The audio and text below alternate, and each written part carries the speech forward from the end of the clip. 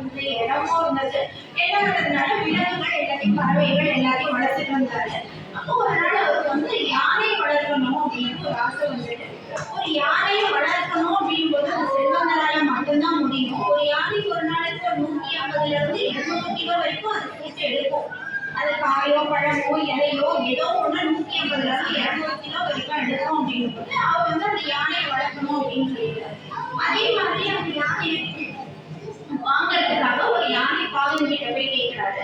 அங்க நிறைய யானைகளை கட்டி போட்டு வச்சிருக்காங்க. எப்படி வச்சிருக்காங்கன்னா ஒரு சின்ன குச்சியில ஒரு கால ஒரு கயிறு போட்டு கட்டி வச்சிருக்காங்க. யானைகள் அமைதியா நின்றுட்டு. அப்போ வந்து அந்த பாகன் கிட்ட செல்வந்தர் கேட்கிறாரு, அவங்களுடைய யானை இவ்வளவு பலம் பொருந்திய யானை, இதை வந்து நீங்க இந்த மாதிரி ஒரு குச்சியில ஒரு கயிறு போட்டு கட்டி வச்சிருக்கீங்க அப்படின்னு சொல்லிட்டு கேட்கும்போது அதுக்கு அந்த பாகன் சொல்றாரு, அது குழந்தைய குட்டி பாப்பாவா அது இருக்கும் போதே நாங்க வந்து அதுக்கு அந்த மாதிரி பழகிடுவோம், ஒரு கயிறோ ஒரு குச்சியோ. அப்போ வந்து அதோட பலம் கம்மியா இருக்கிறதுனால அது இழுத்து பார்ப்போம், அது முடியாது அப்படிங்கிறதுனால அது வந்து அப்படியே விட்டுடுவோம். எதுவும் அது வந்து முயற்சி எடுக்காது, கொஞ்ச நாள் எடுத்து பார்ப்போம், அதுக்கப்புறம் நம்ம அவ்வளவுதான் அப்படின்னு விட்டுடுவோம். அதனால நம்ம அந்த மாதிரி பெருசா ஆனதுக்கு அப்புறமும் அதோட பலம் வந்து அதுக்கு தெரியல அப்படிங்கிற மாதிரி அந்த பாகன் சொல்றாரு.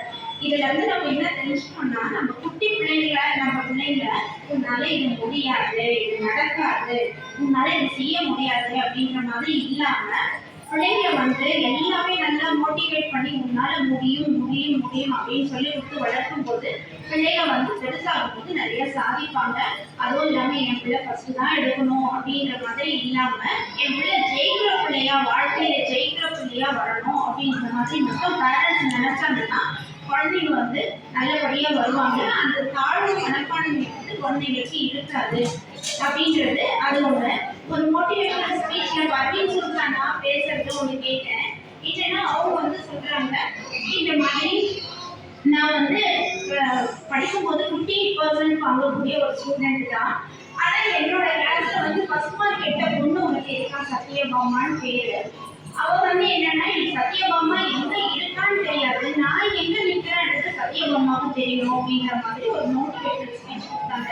பிள்ளைங்களை வந்து ஜெயிக்கிறவங்களா மாற்றணும் அப்படின்றதாது. அதே மாதிரி பிள்ளைங்களுக்கு நல்ல டயட் கொடுக்கறது, அந்த மாதிரியில நல்ல பழக்க வழக்கங்கள் சொல்லி தரது, ஒரு நல்ல மனிதனா மாற்றணும். ஒரு நல்ல ஜட்ஜ் வந்து ஒரு நல்ல மனிதனா நம்ம ஜட்ஜா உருவாக்கலாம், டாக்டரா உருவாக்கலாம், இன்ஜினியர், சயின்டிஸ்ட் எல்லாமே உருவாக்கலாம். பிள்ளைங்க அதுக்கேற்ற மாதிரி மூழ்காய வராங்க. ஆனா வந்து முதல்ல ஒரு நல்ல மனிதனா உருவாக்கிட்டு அதுக்கப்புறமா மற்றபடி அவங்க பெரியவங்க ஆகும்போது ஒரு நல்ல ஜட்ஜ் வந்து ஒரு நல்ல தீர்ப்பு கொடுப்பாரு. ஒரு நல்ல அரசியல்வாதி வந்து ஒரு மக்களை நல்லபடியா வழிநடத்திட்டு போவாரு. அவங்க வந்து ஒரு நல்ல டாக்டர் ஆனதுக்கு அப்புறம் ஒரு நல்ல மனிதரா ஆகுவாங்கன்னு தெரியாது. அந்த மாதிரி அந்த பிள்ளைங்க வந்து நல்ல மனிதரா ஆக்கணும் அப்படின்னு சொல்லிட்டு சாரோட பேரண்ட்ஸ் வந்து அவர் ஒரு நல்ல மனிதரா நல்ல ஏதோ வளர்த்துக்கிறதுனால இன்னைக்கு நம்ம ஒரு எவ்வளோ பேசணும்னு ஒரு ஸ்கூல் கிடைச்சிருக்கு. அதனால நல்ல மனிதனா பிள்ளைங்களை வளர்க்கணுங்கிறத நான் பேசணும்னு நினைச்சது. டீச்சர்ஸ்க்கு, நிர்வாகத்துக்கு என்னோட வாழ்த்துக்கள்.